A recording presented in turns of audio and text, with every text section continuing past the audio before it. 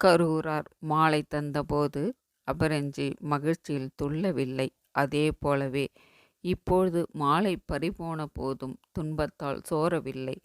பக்குவம் அடைந்த யோகியைப் போல் அவள் நடந்து கொண்டாள்.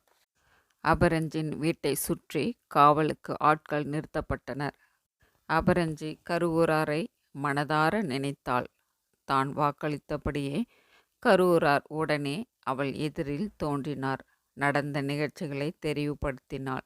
அப்பொழுது அபரஞ்சின் வீட்டை சுற்றி காவலுக்கு நின்றிருந்தவர்களுக்கு கருவூராரின் வருகை தெரிந்தது. உடனே வேகத்துடன் வீட்டின் உள்ளே புகுந்து கருவூராரை கைப்பிடியாக இழுத்து கொண்டு போய் கோயில் அதிகாரியின் முன்னால் நிறுத்தினர். கூடவே அபரஞ்சியும் சென்றாள். கோயில் அதிகாரிக்கு கருவூராரை விசாரிப்பது தர்ம சங்கடமாயிருந்தாலும் ஊர் முடிவுக்கு கட்டுப்பட்டு அவரை விசாரித்தார்கள். கருவூராரே, இவளுக்கும் உங்களுக்கும் என்ன தொடர்பு? சுவாமி சொத்தை திருடலாமா என்று கேட்டார். நீங்கள் நினைப்பது தவறு. இவள் என் மனைவி. நீங்கள் எல்லோரும் இவளை பொதுமகள் என்று இழிவாக பேசுகின்றீர்கள். ஆனால் திரு அரங்கரோ இந்த திருமகளின் பரிபக்குவத்தை பார்த்தார். தன் நவரத்தன மாலையை பரிசாக என்னிடம் தந்து இவளுக்கு தர சொன்னார். உண்மை இதுதான். என்ன, இந்த மாலையை அரங்கர் தந்தாரா? அரங்கர் முன்னால் இதை சொல்வீர்களா என்று கேள்வி கேட்டார் கோயில் அதிகாரி. தாராளமாக அரங்கர் முன் சொல்லுவேன், வாருங்கள் என்று கருவூரார் அவர்களையும் அழைத்து கொண்டு அரங்கர் சந்நிதியை அடைந்தனர். கோயிலின் முன் விசாரணை காண பெரும் கூட்டம். கருவூரார் பெருமானை கூவி அழைத்து, இந்த நவரத்தன மாலையை எமக்கு கொடுத்தது அபரஞ்சரிடம் கொடுக்க சொன்னது உண்மையாயினும் நீரே சாட்சி சொல்ல வாரும் என்றார். அப்பொழுது எல்லோருக்கும் கேட்கும் வண்ணம், நீங்கள் எல்லோரும் எனக்கு அலங்காரம் செய்து அழகு பார்க்க நினைக்கிறீர்கள். நானோ என் அடியார்களை அலங்காரம் செய்து அழகு பார்க்க நினைத்தேன். ஆதனால்தான் அபரஞ்சிக்கு இந்த நவரத்தன மாலையை கருவூரார் மூலம் அளித்தேன் என்று அரங்கர் அசிரியர் மூலம் சொன்னார். உண்மையை உணர்ந்த ஊரார்கள் கருவூராரையும் அபரஞ்சையும் வணங்கி மன்னிப்பு கேட்டார்கள்.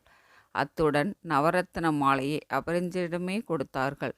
அபரஞ்சி வாங்க மறுத்தாள். இஃது என் குருநாதரும் அரங்கரும் சேர்த்து நடத்திய நாடகம். இந்த மாலை அரங்கருக்கு உரிமையானது என்று சொல்லி அவர்களிடமே திருப்பி தந்தாள். அபரஞ்சின் பக்தியும் அன்பையும் கண்டு எல்லோரும் வியப்படைந்தனர். கருவூரார் அங்கிருந்து கிளம்பி கருவூரை அடைந்தார். அரச செல்வாக்கும் ஊரார் செல்வாக்கும் கருவூராருக்கு இருப்பதைக் கண்டு அவ்வூர் அந்தணர்கள் இவர் மேல் பொறாமை கொண்டனர். இவரை எப்படியாவது வம்பில் மாட்டிவிட வேண்டும் என்ற எண்ணம் கொண்டனர். மதுவும் மாமிசமும் கருவூராரின் வீட்டில் மறைத்து வைத்துவிட்டு அரசனிடம் சென்று கருவூரார் ஆசாரமற்ற செயல்கள் செய்து வருவதால் தங்களது ஆச்சாரம் கெட்டு வருவதாக கூறினர். அரசன் அவர்கள் கூற்றை நம்பவில்லை. ஆயினும் விசாரணை நடத்துவது தன் கடமை என்று தீர்மானித்து தானே நேரில் வந்து சோதனையிடுவதாக கூறி கருவூரார் வீட்டிற்கு வந்தான். கருவூராரின் வீடு கடுமையான சோதனைக்கு உள்ளானது. ஆயினும் அங்கு பூஜைக்கு உண்டான பொருட்களும் யாகத்திற்கு தேவையான பொருட்களும் தான் இருந்தன. மன்னன் தன் செயலுக்கு மன்னிப்பு கோரினான். அரசே, என்னிடம் மன்னிப்பு கேட்பது இருக்கட்டும். என் வீட்டை சோதனை செய்ய சொன்னவர்களின் வீடுகளையும் சோதனை செய்யுங்கள் என்றார் கருவூரார். கருவூராரின் மீது வீண்பழி சுமத்தியவர்களின் வீடுகளில் மட்டும் மதுவும் மாமிசமும் இருந்தது. தன்னை முட்டாள்களாக்கிய வேதியர் மீது கடும் கோபம் கொண்டான் மன்னன்.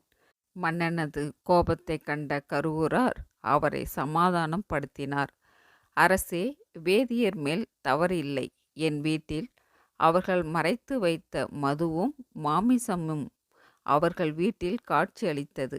நீங்கள் கோபித்ததால் அவர்கள் செய்த பாவமும் தீர்ந்து போயிற்று. பிரச்சனையை இத்துடன் விட்டுவிடுங்கள் என்று அமைதிப்படுத்தினார்.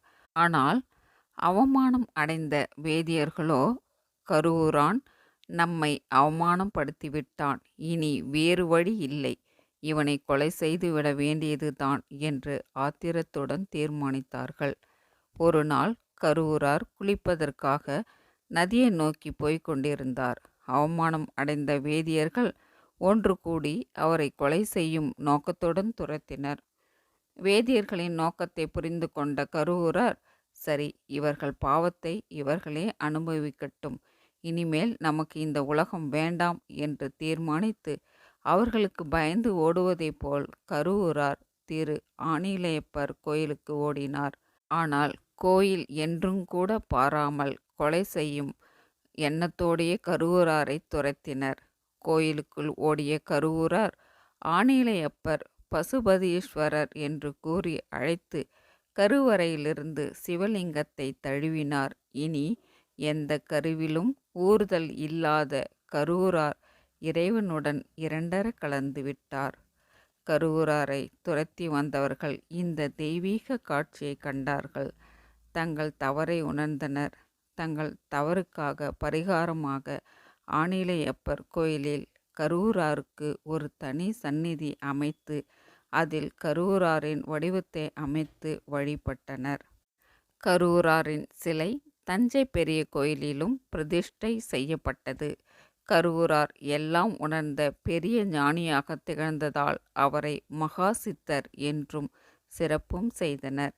கருவூரார் எழுதிய நூல்கள் சிலவற்றை பார்ப்போம்.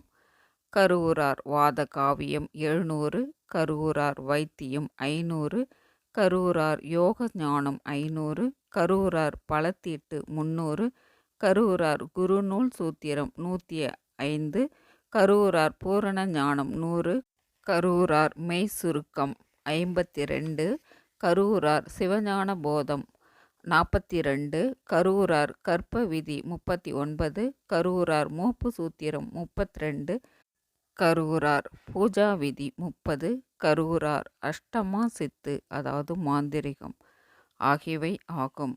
இத்துடன் கருவூரார் சித்தரின் வாழ்க்கை வரலாறை நிறைவு செய்து கொள்ளலாம். நம் அனைவருக்கும் கருவூரார் சித்தரின் ஆசிகளுடன் எல்லா வளமும் நலமும் பெற்று வாழ்வாங்கு வாழ வாழ்த்துக்களுடன் நிறைவு செய்து கொள்கிறேன். நன்றி. வாழ்க வளமுடன்.